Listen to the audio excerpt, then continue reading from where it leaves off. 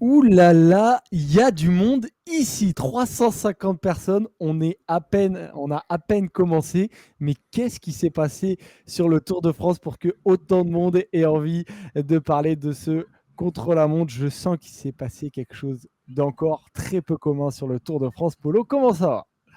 Bah écoute, ça va très bien. J'ai vécu un drôle de contre-la-montre. Je m'attendais pas à certaines choses, je m'attendais plus à d'autres. Donc il y aura pas mal de choses à dire aujourd'hui. Je suis assez excité par cette émission parce que c'est peut-être la dernière émission un peu excitante de l'année. Non, mais Euh, non, dis pas ça. non, non. Nous, on sera toujours autant excités de faire l'émission. Cela dit, pour comment dire, pour la Le victoire suspense. finale, pour le suspense, c'est le mot que je cherchais. Il faudra peut-être revenir déjà l'année prochaine. Est-ce que tu penses ça, Robin? C'est sûr que là, aujourd'hui, le suspense a pris un sacré coup derrière la nuque. Mais tu es quand même motivé pour cette émission, rassure-moi. Voilà, oui, bien sûr que je suis motivé. Ah oui, on est Mais motivé. après, bon, l'idée, c'est pas Ah, un suspense c'est qui ça. existerait pas. Mais bon, c'est pas la première fois qu'on a un mec qui domine le tour. Et je pense quand même que Pogacar n'a pas encore gagné. Et effectivement, comme tu le dis, un homme a été très très fort aujourd'hui sur le contre-la-montre entre Changé et autour de Laval. Si vous n'avez pas regardé, c'était un contre-la-montre de 27 km. Et donc, le classement de ce contre-la-montre, le voici, victoire de Tadej Pogacar qui a gagné devant Stephen Kung avec 19 secondes d'avance. Jonas Vingegaard et Wout van Aert ont terminé à 27 et 30 secondes. Et donc, Mathieu Van Der Poel fait cinquième. Ça, ça aussi, c'est une surprise et on va en parler. C'est intéressant. 31 secondes, Van Der Poel qui conserve donc son maillot jaune. Mais la sensation, du coup, les gars, c'est Tadej Pogacar. Euh, où est-ce que vous aviez misé? Vous pensiez qu'il allait terminer à quelle place environ, Tadej Pogacar, les gars? Hmm. Moi, j'en parlais ce matin chez Winamax. J'avais dit Pogacar top 10, voire top 5 si c'est dans un grand jour. Alors après, il y a eu des circonstances un peu spéciales, il y a eu un peu de pluie, il y a eu des coureurs moins en forme, et c'était prévisible aussi, moins en forme que ce qu'on aurait pu imaginer. Mais j'imaginais pas Pogacar gagner ce chronomètre et je n'imaginais pas mettre 20 secondes à tous ses concurrents. C'est le plus gros écart entre deux coureurs de tout le chrono. Donc, et c'est entre le premier et le deuxième. Donc c'est assez incroyable. Je te dis, C'est un top intéressant. 5 dans un grand jour, et j'étais sûr qu'il serait dans un grand jour. On aurait pu espérer un top 5 pour Pogacar, mais de là, sur un chrono aussi long, mettre 20 secondes à tout le monde, je ne l'attendais pas. Robin, tu Moi, l'imaginais? j'avais clairement sous-estimé Pogacar sur le chrono. Ceux qui nous regardent très régulièrement se rappellent de l'analyse que je vous avais faite samedi en vous disant que Pogacar était moins bon rouleur que Roglic et que Thomas et que je pensais qu'il reprendrait pas de temps sur le chrono. Alors tout ça, c'était bien sûr avant les chutes de Thomas et Pogacar, mais aujourd'hui, je ne sais pas si sans les chutes, Roglic et Thomas finissent devant notre ami Pogacar. Donc clairement, il est au-dessus de ce qu'on pouvait imaginer. Parce que le chrono de la planche des belles filles l'année dernière, je le considérais comme une exception du fait du profil. Mais en fait, on voit que un chrono entre guillemets plus pour spécialistes, même si c'était encore un peu tortueux. Voilà, on a quand même un Stéphane Kuhn qui fait deuxième. Et ben Pogacar, il va encore claquer la victoire et il a un peu assommé tout le monde, c'est sûr. Avant, effectivement, de parler de toutes les questions que vous vous posez, ça choque personne chez Roue Libre cette perf. Je pense qu'on va en parler à M Cyclisme. Il y a aucun problème. On en a déjà parlé. On est assez libre là-dessus, nous. Déjà, c'est sur la performance, les gars, c'est qu'il n'a pas été fort à un moment particulier. Il a été fort tout le temps. Il n'y a que Van Der Poel sur la dernière partie qui a été meilleur que lui, mais globalement, il a augmenté son avance sur notamment Stephen Kung tout au long du parcours, Robin. Et c'est là aussi que c'est impressionnant, c'est la régularité, alors que ce parcours-là était assez difficile au début avec la côte de changer. Après, ça a descendu sur à peu près 13 km, mais la fin du parcours, il y avait de longs faux plats montants. Et en fait, sur n'importe quel parcours, Pogacar est fort. Bien sûr, c'est ça qui est impressionnant. C'est que jusqu'à maintenant, on pouvait se dire que c'était un mec qui roulait bien et qui, sur un chrono avec une difficulté, pouvait faire vraiment un gros coup. Mais là, on se rend compte que c'est vraiment un top rouleur. Et en fait, le problème, entre guillemets, avec Pogacar, c'est qu'on a très peu de recul avec lui. Il a encore que 22 ans, c'est son deuxième Tour de France. Et finalement, des contre-la-montre dans sa carrière qu'on peut analyser pour te dire Pogacar, c'est tel type de rouleur ou tel type de rouleur, on n'en a pas beaucoup. Des chronos en plus où il s'est frotté à une vraie adversité, c'est-à-dire pas le championnat de Slovénie ou de cette année où il n'y a pas Roglic et où en plus il finit troisième derrière Tratnik et Polanc, tu vois. Du coup, tu ne peux pas analyser certaines de ces courses. Quand il te fait un chrono sur des championnats espoir ou junior, quand il te fait un chrono sur une course où il y a un plateau très faible, tu peux pas en tirer grand-chose. Du coup, des chronos où on peut avoir des enseignements sur les qualités de rouleur de Pogacar, il y en avait très peu. Mais là, celui-ci, c'est un des premiers vraiment chronos plats où tu te dis, bah, ok, Pogacar, c'est un top rouleur. C'est évidemment surprenant parce que tu vois son gabarit, il n'a pas un gabarit de rouleur. Mais voilà, ça rappelle un peu Alberto Contador qui lui aussi était très léger et très mince et qui était capable de rouler très très très bien. Ouais, ça rappelle des gabarits un peu voilà, légers, minces, assez élancés, pour le meilleur et pour le pire du Tour de France d'ailleurs, mais la question n'est pas là. Pour atténuer un peu les velléités chez certains dans le chat, velléités plus ou moins justifiées, on peut se dire que quand on voit les performances sur des chronos moins longs, certes, du début de saison de Pogacar, c'est pas forcément une surprise. À l'UAE Tour, il est quand même pas loin des Ghana et Bissegger. Sur le Tour du Pays Basque, bon, c'est un peu plus abrupt. D'ailleurs, c'est Roglic qui gagne devant McNulty, si je dis pas de bêtises. Et tu as aussi ce chrono du Tirreno qui, pour le coup, est tout plat, où là, pareil, il faut aussi des très bons temps. Mais par contre, c'était vraiment sur des distances beaucoup plus courtes. Moi, c'est là où je suis surpris. C'est là où je suis surpris parce que tu es en début de Tour de France. Tu es face à des gars dont c'est l'objectif. En fonction des formes de chacun, etc., ça a été compliqué pour les purs rouleurs de ce groupe. Et, euh, et c'est sur un chrono vraiment long, comme tu disais, Robin, ça fait longtemps qu'il n'en a pas fait. On avait très peu de références là-dessus. Moi, je me souviens d'un chrono qui est fait sur la Vuelta il y a 2 ans, peut-être, qui était plus long, où il avait il avait fait un top 15 ou un top 10, je ne sais plus exactement. On s'est dit il a un potentiel pour être un bon rouleur. Évidemment qu'on savait qu'il allait s'améliorer dans ce domaine. Évidemment qu'on avait quand même ce contre-la-montre de l'an passé sur le Tour, où malgré la planche de Belfi, tu as quand même aussi une grosse partie plate. C'est surprenant. C'est surprenant. Il y a pas d'autre mot.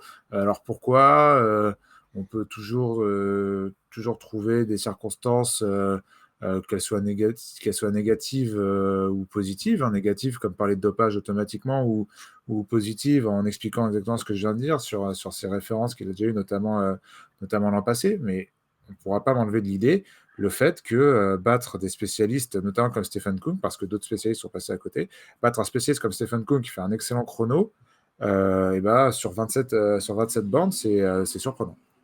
Il y a Je suis d'accord avec toi, Polo, mais Koong, c'est pas non plus Cancellara, quoi. Oui, c'est pas non plus Cancellara, et beaucoup de rouleurs sont passés à côté, ce que je te disais, beaucoup de rouleurs sont passés à côté de leur affaire. Wout van Aert, Bissegger qui a manqué un peu de chance, Oui, Asgreen. parce qu'on rappelle, Bissegger, dans son manque de chance, il est sorti quand il a commencé à pleuvoir, et quand il est arrivé, il s'est arrêté de pleuvoir, tout simplement. Mais surtout, Après, au-delà de ça, il n'est pas là, dans un très grand jour. Mais...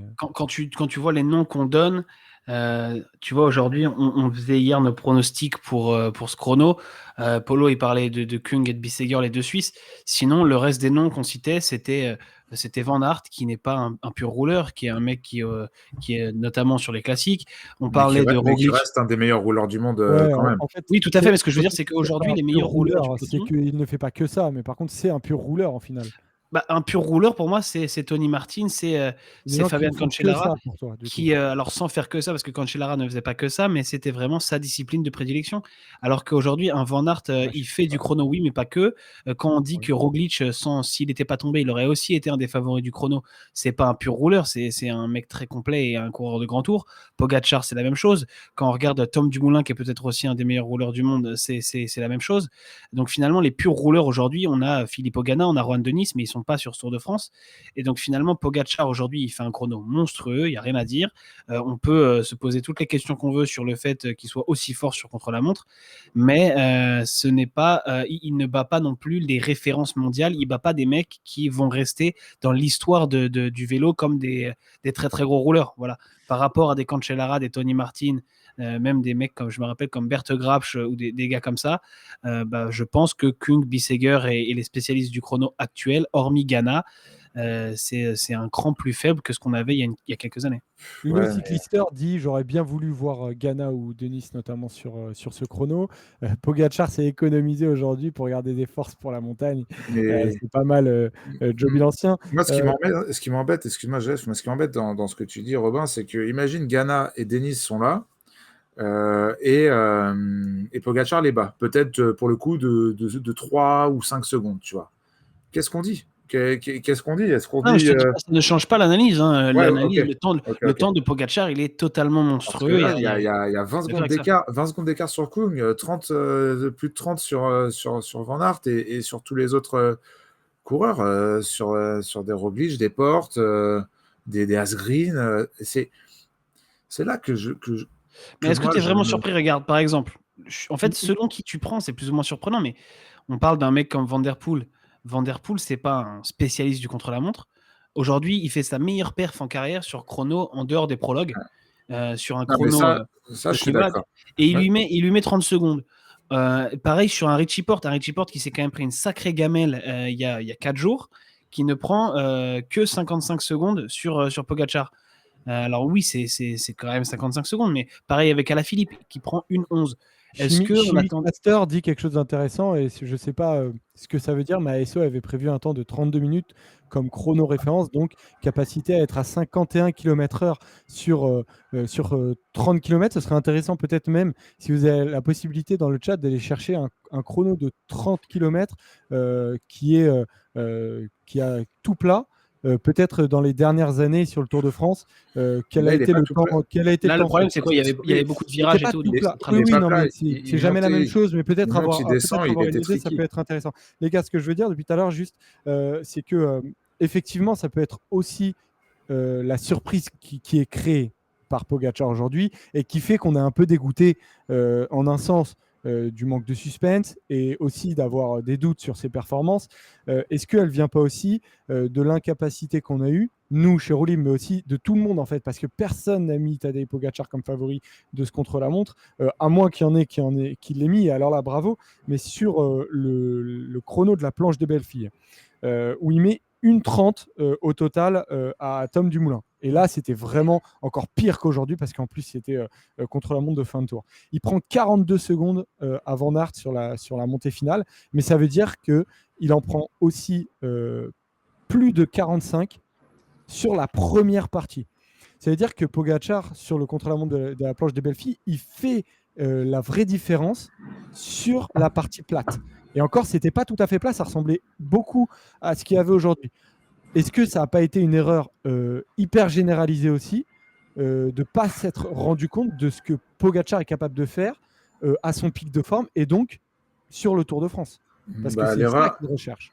L'erreur, c'est oui, soit c'est une erreur de notre part, soit c'est lui qui a progressé vitesse grand V en un an et demi. Si on se réfère justement au chrono de la Vuelta de 2019 qui était long et plat et pour lequel il finissait à plus d'une minute 30 de Roglic. Moi, je sais pas. Je trouve la performance, certes, on sait que Roglic sur le plat, il l'a fait cette année, mais jamais il a battu Kung cette année. Je crois qu'il l'affronte 2 fois. Jamais il a battu Ghana, jamais il battait Denis. Alors certes, il fait des excellents chronos, mais sur des chronos plus courts, il a jamais battu ces gars-là. Donc je veux pas jeter l'opprobre sur Tadej Pogacar. Je me pose juste la question. Aujourd'hui, il va pas Ghana, Polo. Hein. Non, aujourd'hui, il bat pas Ghana, il bat Kung. Il bat Kung et Wout van Aert, 2e et 3e du dernier championnat du monde de contre-la-montre. Oui, mais avec des circonstances atténuantes. Quelqu'un faisait la remarque aussi dans le chat en me disant, en m'interpellant, en me disant Kung, il est quand même sur le podium des derniers championnats du monde. Oui, mais si on regarde le championnat du monde d'il y a, je sais pas, d'il y a 10 ans, tu avais Cancellara, Martin Wiggins. Et c'était quand même, pour moi, en termes de rouleur, un cran au-dessus. Oui, mais évidemment que peut-être que de manière globale, le pool de rouleurs est moins fort. Mais Tadej Pogacar n'en fait pas partie, n'en faisait pas partie. Oui, Jamais en ce début de tour, on a mis Tadej Pogacar au niveau d'un Geraint Thomas ou d'un Primoz Roglic, parmi les favoris, même dans le chrono. ça, je suis d'accord. Ça, je suis Et, d'accord. Et c'est pour ça que je peut-être que rejoins un peu Joseph là-dessus. C'est en partie une erreur des observateurs de ne pas avoir considéré Pogacar comme un des favoris aujourd'hui. Mais c'est une erreur qui est logique, je trouve, parce qu'on a très peu de recul. Je pense que maintenant, Pogacar va être considéré comme un favori sur n'importe quel chrono. Mais jusqu'à maintenant, en fait, sa référence, ça restait un chrono où la moitié du chrono, c'était une montée de la planche des belles filles très compliquée et un chrono qui arrivait la veille de l'arrivée, donc 20e étape du Tour de France, avec toute la fatigue que ça implique. Pardon. Donc c'était un chrono sur lequel tu pouvais pas vraiment baser une analyse. Là, aujourd'hui, c'est un chrono vraiment référence parce que c'est après 5 jours sur le Tour et c'est un chrono assez plat, même s'il est un peu technique. Donc oui, là, clairement, Pogacar, maintenant, il va être considéré par tout le monde comme un des meilleurs rouleurs du monde. Dans le chat, évidemment, on lit tous vos commentaires. Alors j'en prends quelques-uns. Pogacar, il est affûté comme jamais aussi. Kung, c'est peut-être pas son objectif de la saison. Je Si, pense c'était l'objectif, je pense, que le chrono. c'est son objectif de la saison. Euh, Tac, tac, tac. Après, Polo, Il faut que je me n'oublie mouche, pas que... Joseph. Je fais une petite pause. Vas-y, vas-y. Après, Polo, n'oublie pas que ce chrono il n'était pas totalement plat. Peut-être que Pogacar aurait été derrière les spécialistes sur un parcours plat. T'en penses quoi? oui, bien sûr, et ça pour le coup, c'est vrai, mais ça vaut pour d'autres coureurs, dans ce cas-là, des coureurs de son profil. Moi, j'imaginais du coup que des grimpeurs rouleurs. Après, le problème, et là, pour le coup, c'est quand même un truc qui va dans l'autre sens, c'est que parmi les grimpeurs rouleurs, t'en as pas un qui est en forme. J'attendais beaucoup Vingegaard, de. Polo, qui finit à 8 secondes de Stefan Kung. On parlera de Vingegaard et d'autres performances un peu étranges aussi sur ce chrono tout à l'heure, parce que là aussi, je trouve qu'il y a des choses à dire. Euh, Moi, j'attendais par exemple beaucoup d'un Julien Philippe. Alors après, Julien Philippe, il a pas eu les jambes aujourd'hui. Il a pas eu les jambes. Donc ça arrive, c'était un chrono parfait pour lui, vraiment parfait. Euh, mais voilà, par contre, tu vois, Philippe n'a pas eu les jambes et j'ai vu beaucoup de commentaires débiles sur Twitter. J'ai eu beaucoup de bêtises sur Twitter aujourd'hui. Ce sont dès qu'il y a une perf un peu louche, on voit à boire et à manger. Ouais, mais quand c'est Julien Philippe qui gagne un chrono à Pau, vous les Français, vous dites rien. Là, c'est pas un Français, vous gueulez.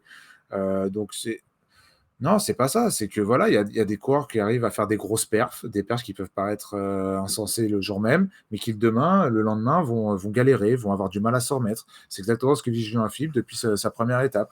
Moi, par contre, de l'autre côté, on a des coureurs maintenant aujourd'hui qui, euh, qui nous disent, ouais, enfin qui nous montrent en tout cas En tout cas, ils nous que, disent avec une ouais, voix rose, hein. mais qui nous montrent en tout cas que tu peux être parfait du premier au dernier jour d'un Tour de France, d'être l'un des meilleurs sprinteurs du monde. Là, j'exagère un peu, mais quand tu vois le sprint que fait Pogacar, notamment au Mur de Bretagne, tu peux te poser la question. Mais là c'était un peu pour titiller. Mais meilleur rouleur du monde, meilleur grimpeur du monde, l'un des meilleurs punchers du monde. On rappelle qu'il a gagné Liège cette année.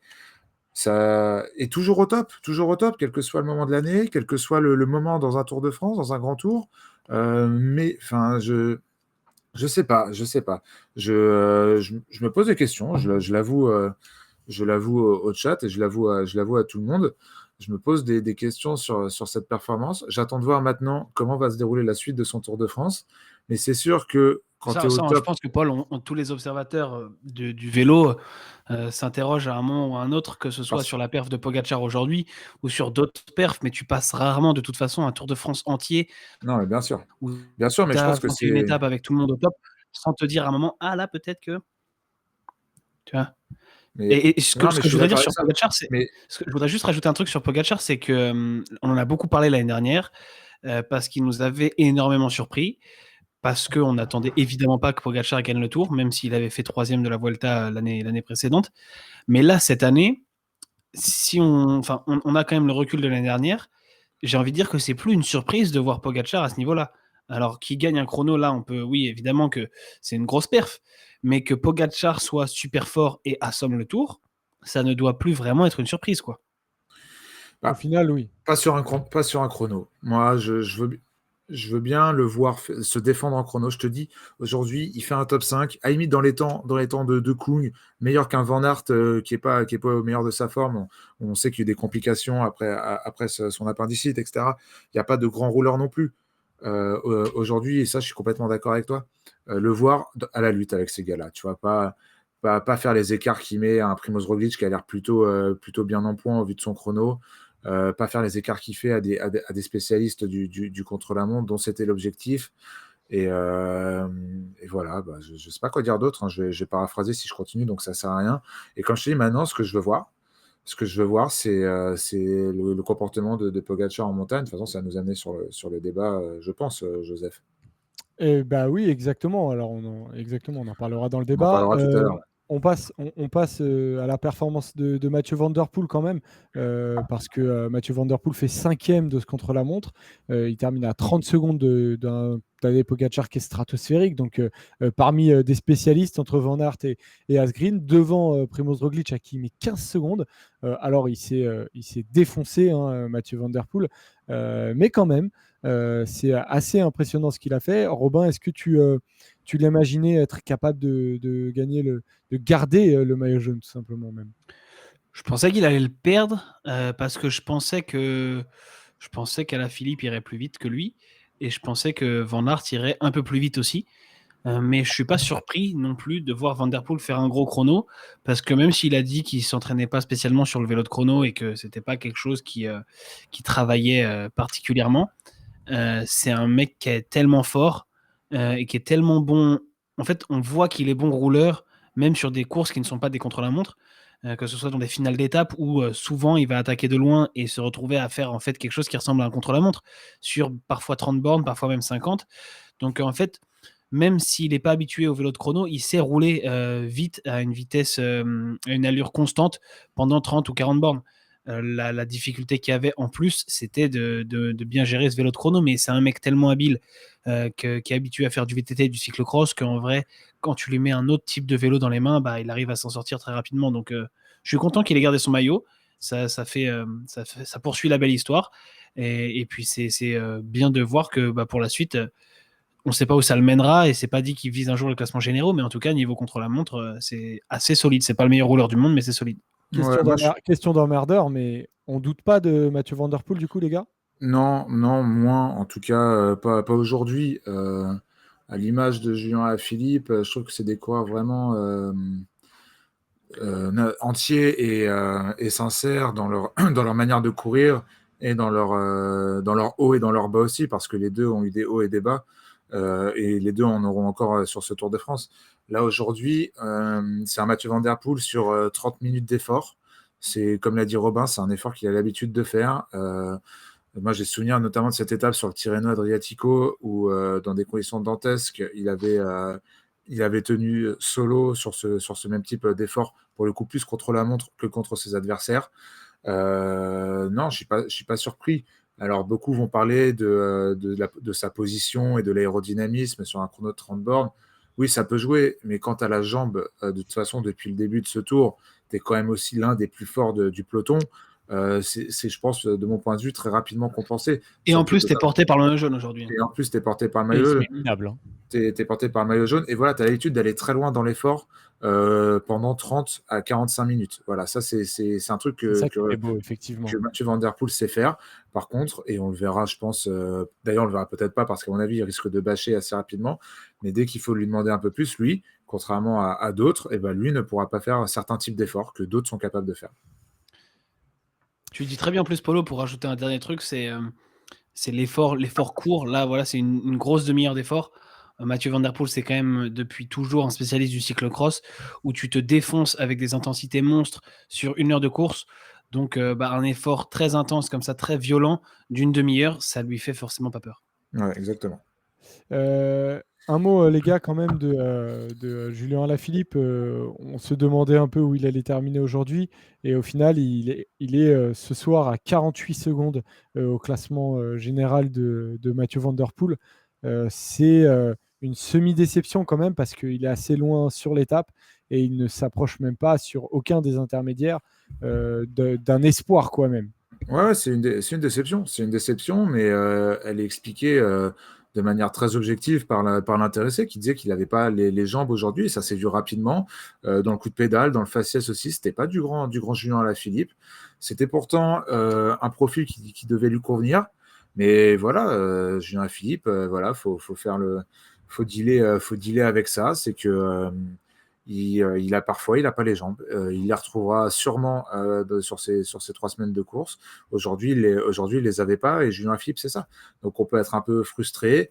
Il est encore très bien placé au classement général. Je trouve qu'il limite bien la casse pour quelqu'un qui n'avait pas trop de jambes aujourd'hui.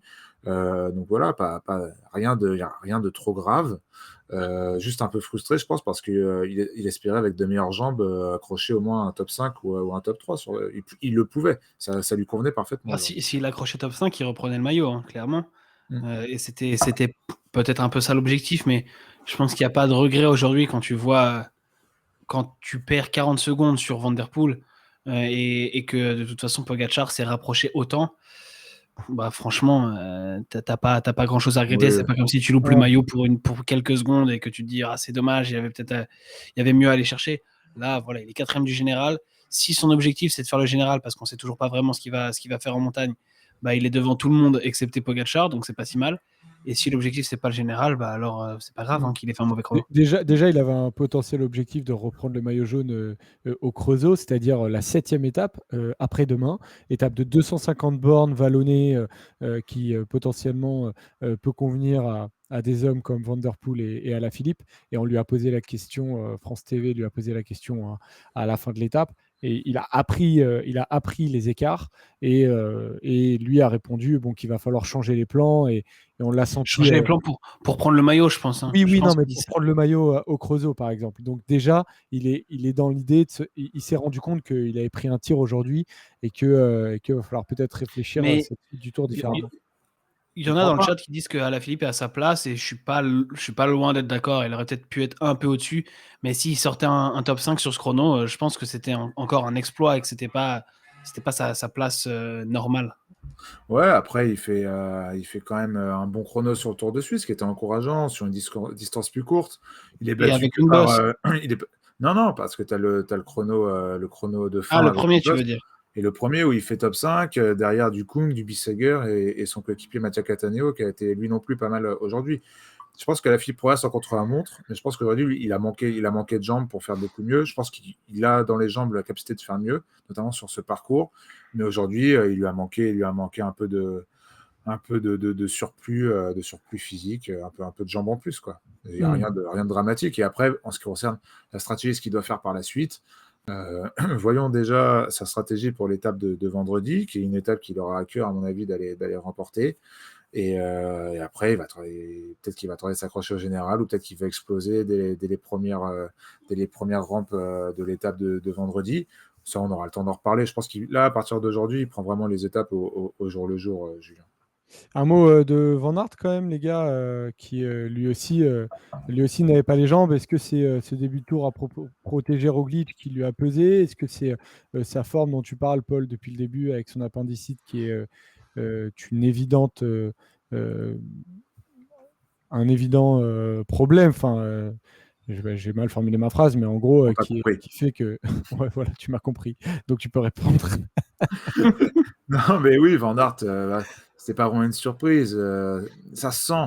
Et en fait, entre sa préparation tronquée et le comportement qu'il a eu sur la première étape, quand il est dans la route de Julien Alaphilippe et qui va pas le suivre et qui se retourne directement derrière, pour voir s'il peut pas aider Roglic, il n'est pas encore à son pic de forme, comme le dit Briac dans le chat. Mais voilà, et lui, par contre, va monter en puissance, je pense. Il va monter en puissance, mais c'est pas surprenant qu'après 5 étapes, il a encore du mal à se mettre dans le rythme. Moi, je suis pas vraiment surpris. Je l'attendais à peu près dans ces eaux-là, finalement, Van Aert aujourd'hui, en toute honnêteté. Un tout petit peu plus haut, je l'aurais attendu. Mais comme a expliqué Polo, et comme tu l'as dit aussi toi, il y a des raisons pour expliquer qu'il soit notamment moins fort que sur le contre-la-montre de Tirreno Adriatico, où il avait battu Stefan Kung à l'époque. D'accord, ok. Et voilà, on a fait le tour de ce contre-la-montre. Un petit mot, Joseph, juste très rapidement, sur la perf de Jonas Vingegaard, j'en dis un mot. Je la trouve au moins autant surprenante que la perte de Tadej Pogačar. C'est quand même un petit grimpeur, certes, qui roule vite et qui a déjà fait des chronos corrects, mais ça reste un petit grimpeur de 58 kilos. Je me réfère au tweet de Michael Rasmussen qui conseille à Jumbo-Visma de lui laisser carte blanche parce que je cite, hein, personne ne pourra lâcher un petit grimpeur de 58 kilos, surtout vu la forme qu'il a sur le chrono et la perche qu'il a fait sur le chrono. Voilà, c'est pareil. Il est devant Roglic au général. Hein. Il est devant Roglic au général maintenant. Lui, il n'est pas tombé. Je suis surpris de le voir à ce niveau-là. Je l'attendais vraiment fort en montagne, parmi les meilleurs de ce tour en montagne. J'étais loin de m'attendre à le voir parmi les meilleurs rouleurs aujourd'hui. Et David Gaudu. David Gaudu finit 44e aujourd'hui, il prend plus de 2 minutes, 2 minutes 10 je crois. À hauteur, aux autres, ça va. À hauteur d'à peu près tous les grimpeurs.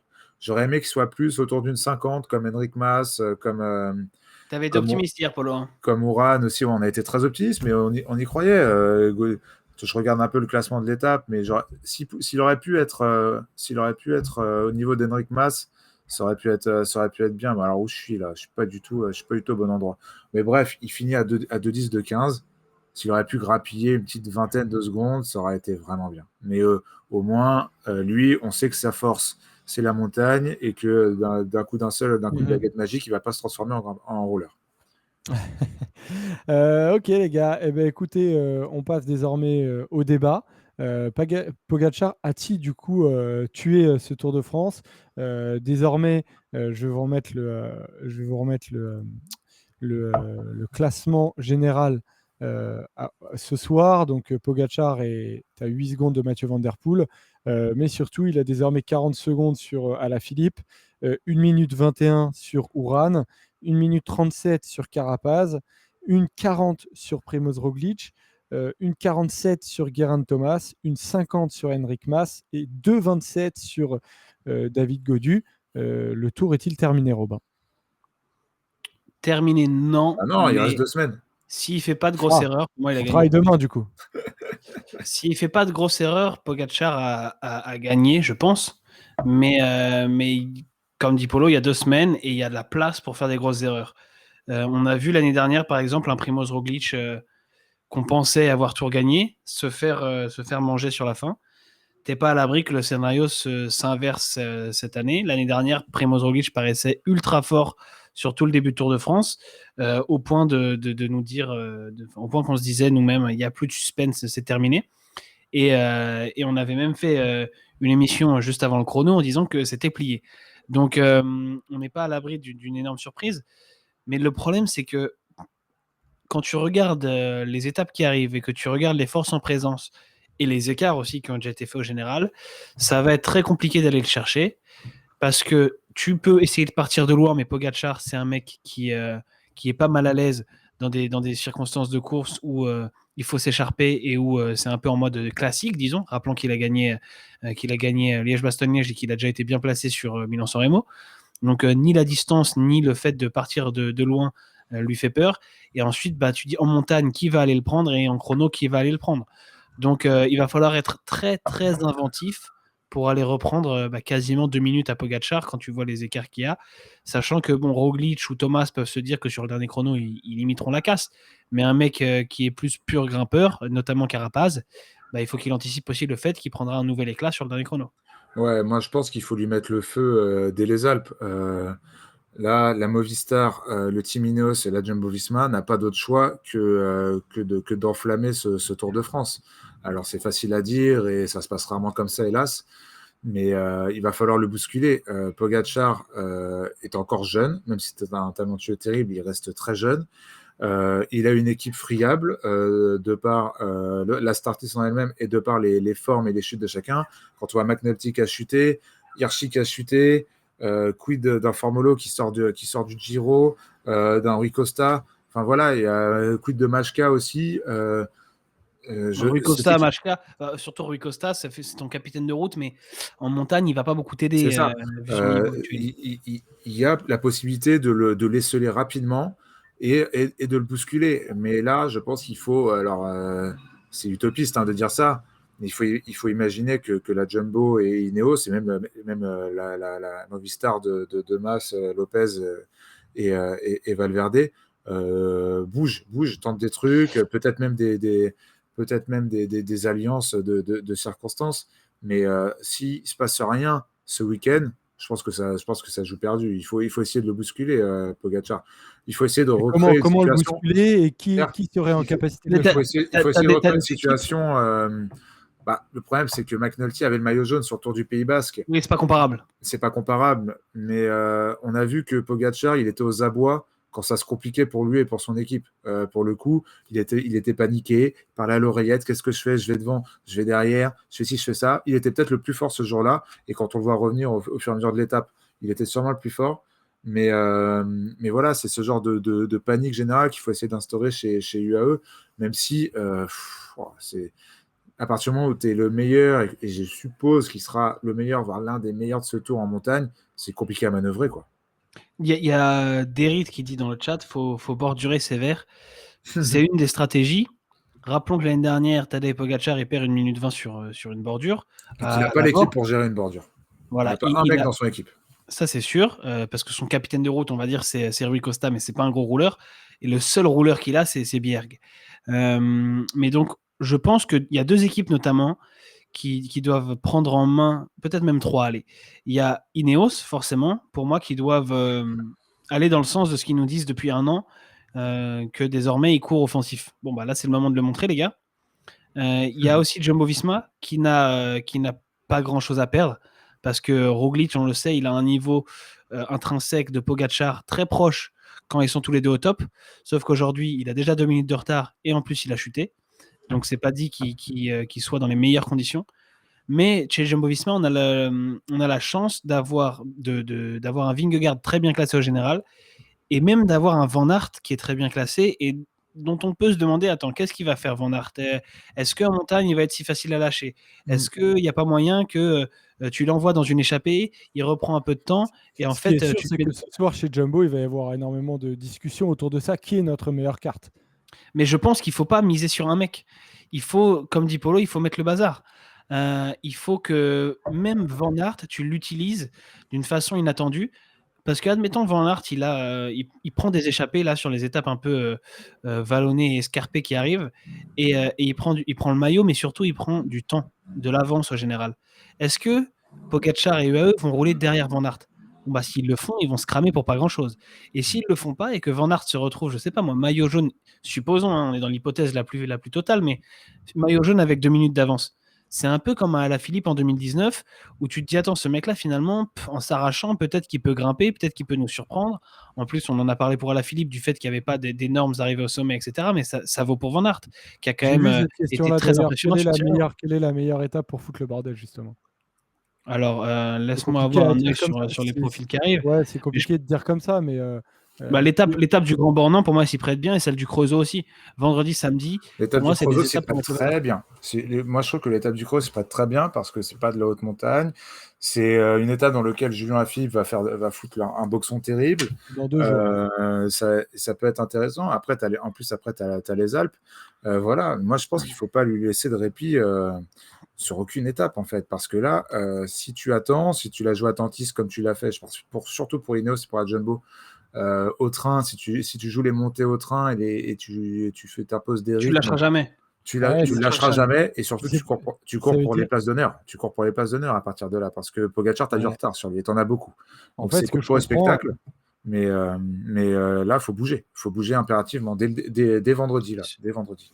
ce que je comprends, les gars, en gros, quand je vous entends parler, c'est que presque Tadej Pogacar étant quasiment intouchable en montagne tel quel, il faut essayer de le foutre dans la merde sur les étapes de transition, sur des bordures, sur des étapes comme après-demain aussi, où ça va être un peu Oui, plus ou compliqué. même en montagne, mais en partant Les de deux. loin, parce que tu sais qu'il pourra pas sauter sur Il faut faire toutes du les étapes. Christopher Froome, quoi. C'est Ouais, ça. il va pouvoir y aller sur la première de Roglic, il va pouvoir y aller sur la deuxième de Vingegaard, peut-être sur la troisième de Thomas. Et quand Carapaz il va attaquer en quatrième, est-ce qu'il va pouvoir y aller? Et ça me rappelle, ça va se jouer aussi sur la persévérance des mecs. Ça me rappelle la Vuelta 2012 où Contador avait attaqué près de 30 fois Joaquim Rodriguez qui était maillot rouge. Mm. Et à chaque fois, Rodriguez, il était dans la roue. Et Contador, il lâchait pas, il continuait. Et au bout d'un moment, il l'a fait péter. Et il l'a eu aussi un peu disons, de manière stratégique. Il l'a eu sur un moment où on ne l'attendait pas, sur l'étape de Fuentede. Voilà, je pense que ça peut se jouer sur des trucs comme ça. Bilal dit dans le chat, elle fait 250 km l'étape de vendredi. C'est une donnée à prendre en compte. C'est l'étape la plus longue de ce Tour de France. Et évidemment, Pogacar, je l'ai dit tout à l'heure, il est à l'aise sur des types d'étapes classiques. Mais c'est aussi le genre d'étape où tu peux le mettre en difficulté. Il est à l'aise, sauf que s'il a un jour où il est moins bien, et ben c'est peut-être sur ces jours-là qu'il peut sauter.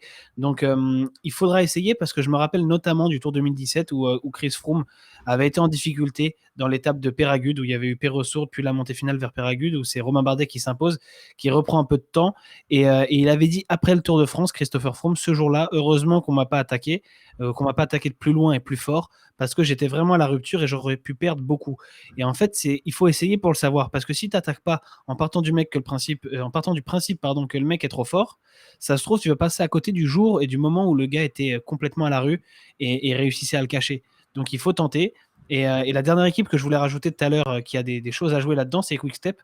Alors peut-être qu'Alaphilippe n'est pas armé pour jouer le classement général et aller chercher quelque chose, mais en tout cas ils ont les hommes pour faire des bordures. Pareil qu'Ineos avec Kwiatkowski et avec Van Barle, avec le collectif que tu as chez Ineos, il n'y a aucun problème, ils l'ont déjà fait. Néo, il a l'air pas mal. Donc, exactement. Donc, tu as de la main-d'œuvre. Il faut la mettre à contribution. Alors après, ça dépend des objectifs. Ça se trouve, Quick-Step, ils n'en ont rien à faire du maillot jaune. Ils vont se concentrer sur les étapes et se désintéresser de cette bagarre-là. Et ce sera dans les mains d'Ineos et Jumbo. Et je pense qu'il ne faut pas oublier la Movistar. En tout cas, chez chaque équipe, il y a les armes. Il y a les armes pour attaquer et pour harceler Pogacar. Ineos, Richie Porte a l'air pas si mal finalement. Geraint Thomas. Richie Porte sera bien. Le problème, c'est le temps qu'il a perdu. Carapaz. Ouais, mais même pour l'harceler. Parce que si Richie Porte attaque au Grand Bornand et qu'il reprend 2 minutes, tu vois, je te dis, oui, il peut se replacer. Il se replace et ça devient dangereux.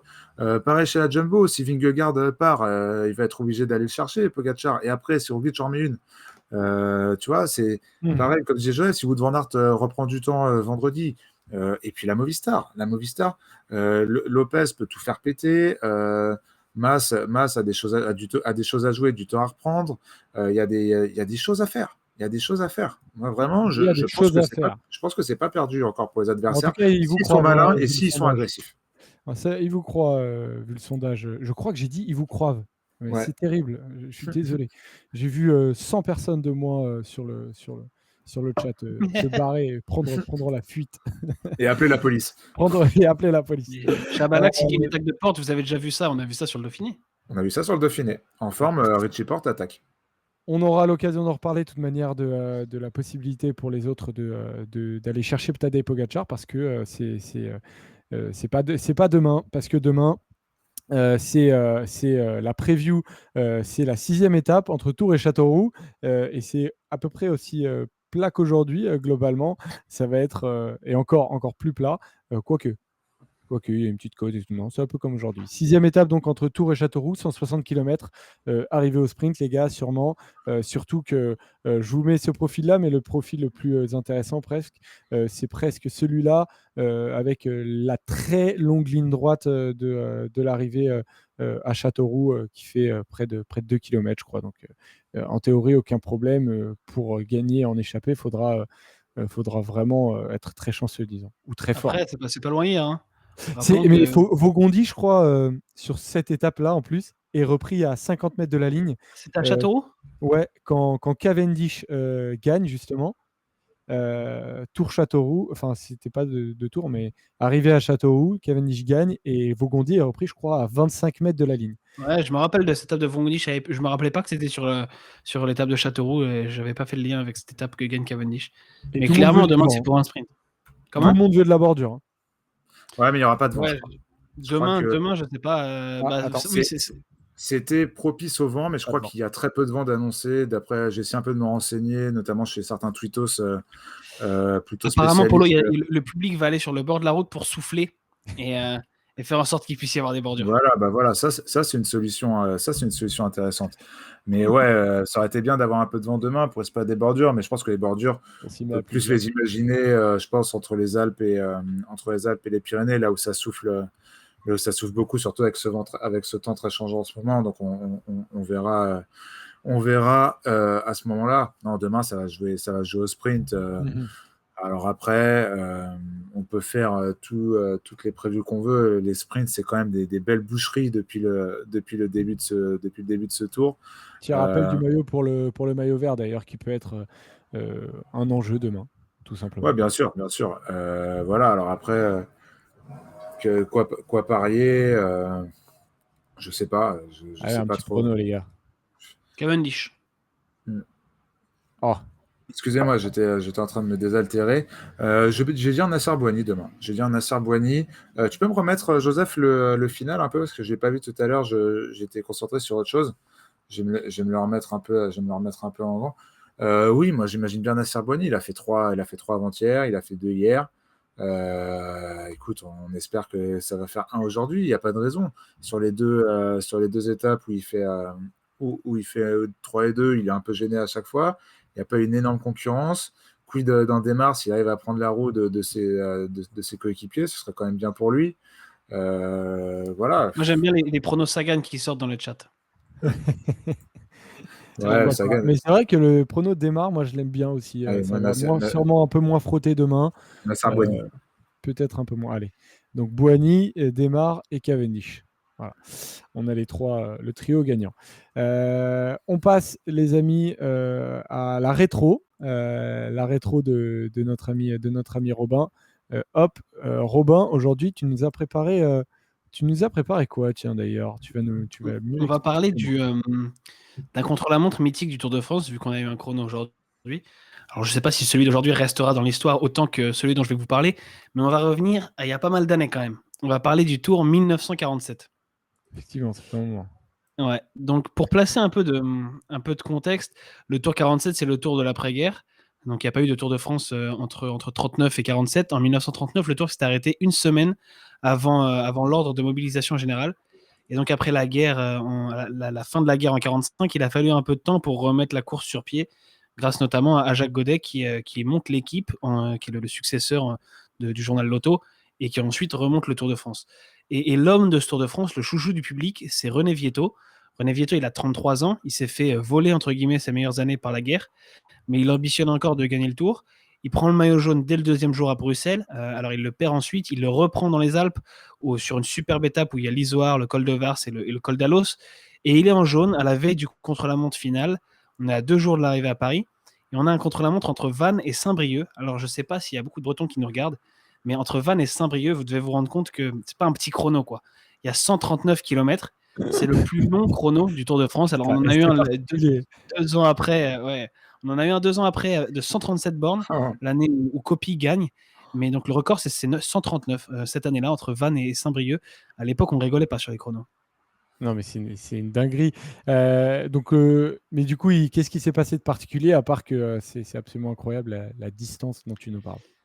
En fait, le Tour bascule une première fois sur ce contre-la-montre, une première fois en quelques heures, en quelques jours. René Vietto, donc, qui est maillot jaune, il a mal au pied. Il a une plaie à cause du frottement de son orteil contre sa chaussure. Donc, c'est vraiment des blessures des années 40. C'est pas un truc qui arrivera aujourd'hui. Il redoute le chrono, il est stressé, alors que c'est pas vraiment dans ses habitudes. Alors, moi, je le connais pas très bien, mais c'est ce que j'ai lu.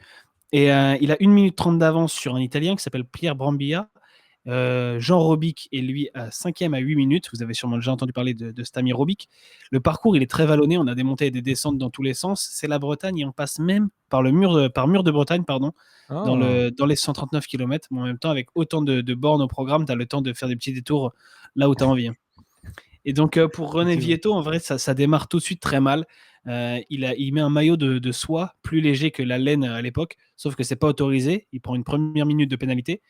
Ensuite, il demande à Jean Leliot, qui est un journaliste français, de lui donner des infos sur le parcours parce que 130 bornes et il n'y a pas d'oreillette.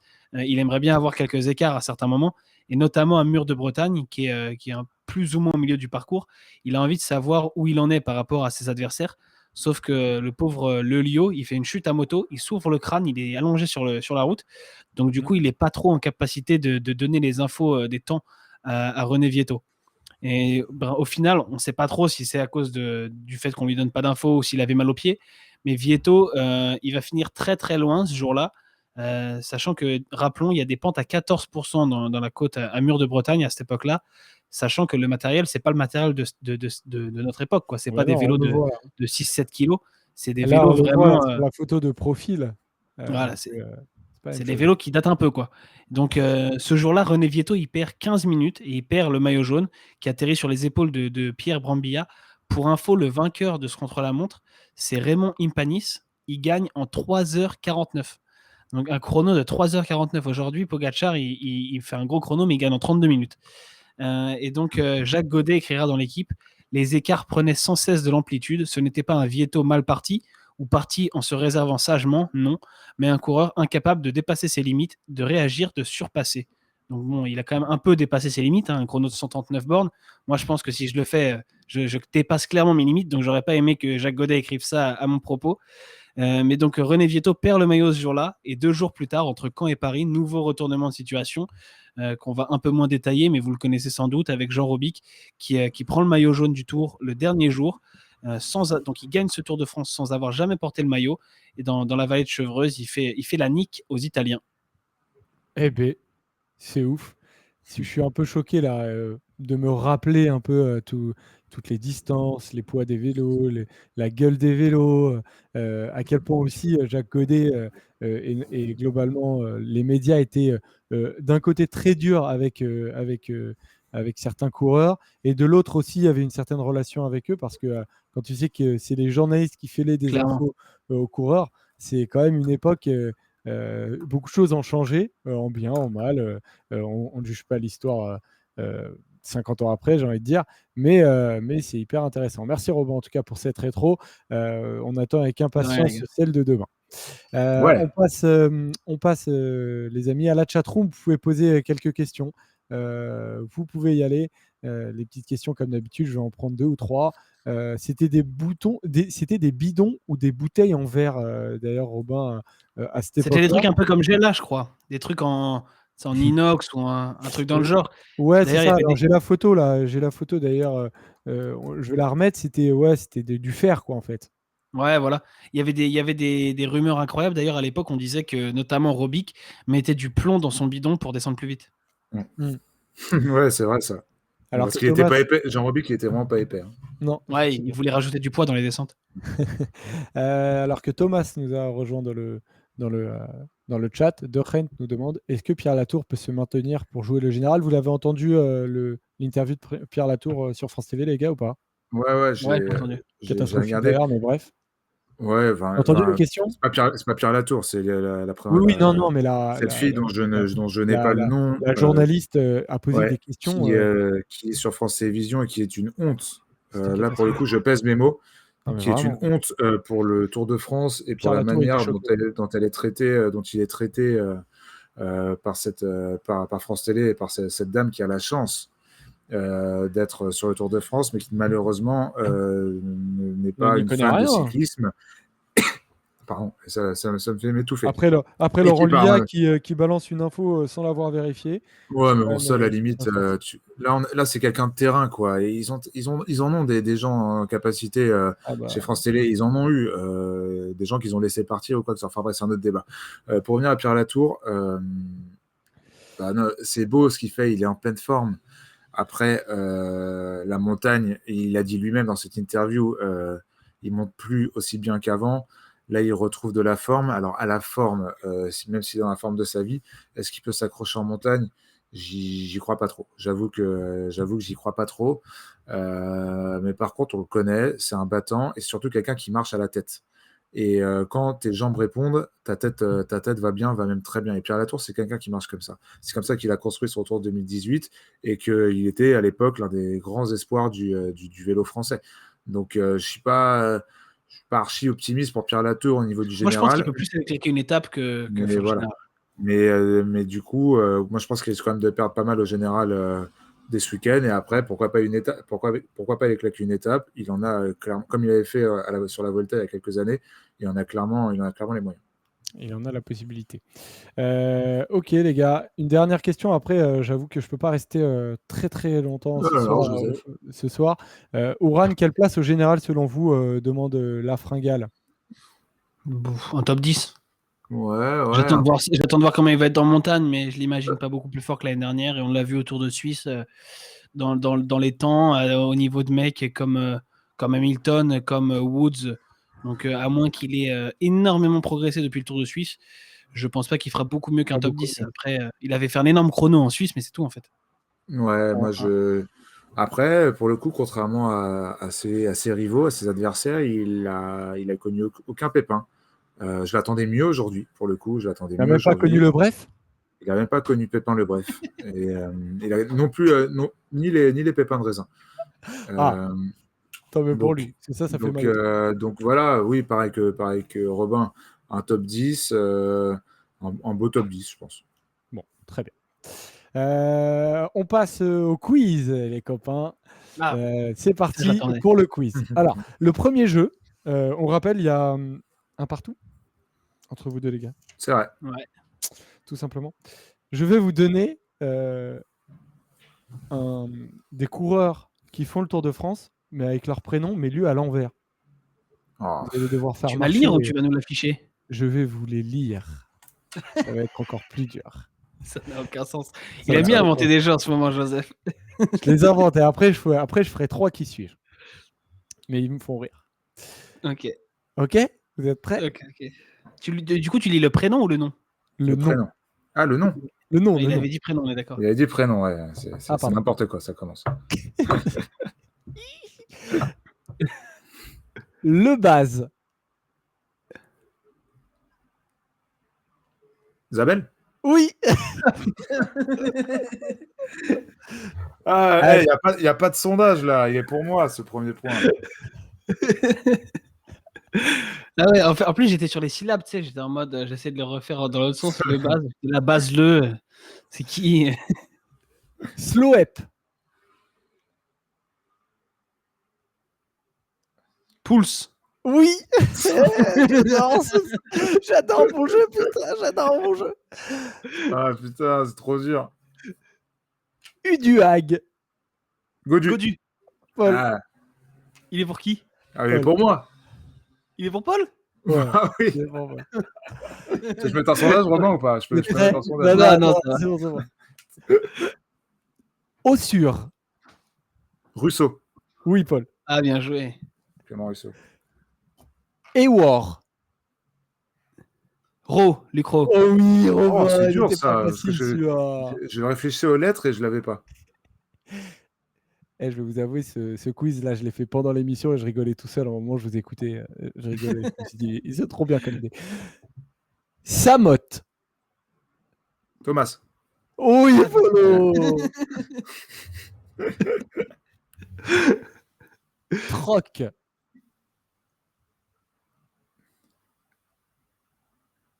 Ctor. Corte. Cornicette, bah oui, Polo. Il y a combien là? Il y a Ah, je veux pas savoir. 5-2 pour Paul. Putain, je prends cher. Toneb. Toneb.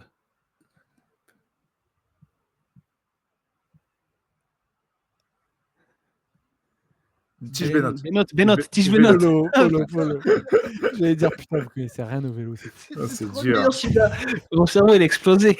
Bravo à Nibali qui l'a trouvé hyper rapidement. So. Os. Oui, Romain. C'est n'importe quoi. Vas-y, passe au qui suis-je là. Et il en reste 2. Elgog. Gogol. Vous êtes en même temps. Pareil. Un dernier. Je suis à 2 doigts d'appuyer sur le bouton magique. Hein. Si vous demandez au chat. Hein. Un dernier. Egulk. Egulk. Klug. Oui. C'est n'importe quoi. Allez, donc ce premier jeu, il y a 6-4 pour Paul. Allez, 3 qui suis-je. Le premier qui suis-je. Ah putain, j'ai mal aux joues. C'est terrible. Bravo. Et il y en a, ils trouvent hyper. Nibali, tu trouves hyper rapidement, mais c'est une dinguerie. Ouais. Ça fait 3 fois là que tu les trouves. C'est trop chaud. Allez, au début de ma carrière, je suis cyclocrossman. T'as pas la réponse là, Robin? Non. Ah, j'ai des idées quoi. Je suis déçu. Ma première équipe, c'est Sunweb Revor. Je suis champion national de mon pays devant un Dupont. Je suis équipier de Xandre Meurice cette année. Tim Merlier. Bravo, Paul. Très Mais ouais, solide. Je rappelle, les qui suis-je, c'est 2 points. Comme hier. il veut me mettre dans une sauce, ça j'ai déjà perdu quasiment. Non, il y a 8-4. Il reste 2 qui J'ai suis-je. perdu sur un jeu improbable. Ah, pour le moment, tu as perdu même les qui suis-je. Daniel Balavoine est mort l'année de ma naissance. Ah, ça, c'est bien comme indice. Ça. Bah, si tu sais quand t'es mort, quelle est l'année Moi, je de la mort sais, de moi, parce Daniel que je Balavoine. kiffe le Dakar, et du coup, je sais quand c'est. Quand j'étais jeune, j'ai obtenu une bourse pour devenir champion d'athlétisme. J'ai subi 2 opérations chirurgicales au pied pour guérir une fracture persistante. J'ai été 2e de Milan-Turin 2016, 7e de la Vuelta 2017 et 2e de Liège-Bastogne-Liège 2018. Fugelsang. Non. Dernier indice. Je suis médaillé de bronze au Mondiaux Van Avermaet. 2018. Michael Woods. Polo. Moi, je savais juste que c'était 86, Balavoine, quoi. Bravo. Moi, j'ai fait sans cet indice. Je ne vais pas mentir au chat. Allez, une dernière. Ça a été trouvé très rapidement dans le chat. Une dernière bien qui va avant. valoir 7 points, bien évidemment, pour une fois. Robin profite de. Je suis le challenger. Voilà, exactement. Je suis né à Roseville, en Californie. Ma mère a représenté les États-Unis au JO 92 sur marathon. Je suis un bon rouleur. D'ailleurs, je suis passé premier. Bravo, Paul. Du premier intermédiaire aujourd'hui avant de perdre beaucoup de temps. Je suis chez EF Drapac. Je suis Nathan Powless. J'avais lu cette anecdote en plus. Je cherchais parce que le truc de la daronne en marathon, je savais. Ouais. Je pensais américain et dès que j'ai entendu rouleur, je réfléchis aux Américains du Tour parce que je connais Joseph, comment il fonctionne. Et j'ai entendu rouleur. Je me suis dit que c'était Powless. Bien joué. Bravo, Paul. Ça fait donc 2-1 pour ce quiz-là. Je trouverai évidemment pour demain. Je suis content, tiens. Un beau jeu de merde. Et tu m'as froissé, t'as trouvé les 3 qui suis-je en vrai. Ah, c'est vrai que t'as trouvé les 3. J'ai pas de regret. Félicitations. Les gars, demain, même heure, comme d'habitude, 19h, 20h. Robin, tu seras sur Winamax le matin à partir de 11h, 11h15. Et franchement, merci à tous. Aujourd'hui, on a été encore une fois très, très nombreux. Et si par hasard, vous avez des potes qui n'ont pas pu voir l'émission, rappelez-leur qu'on est en rediff sur YouTube.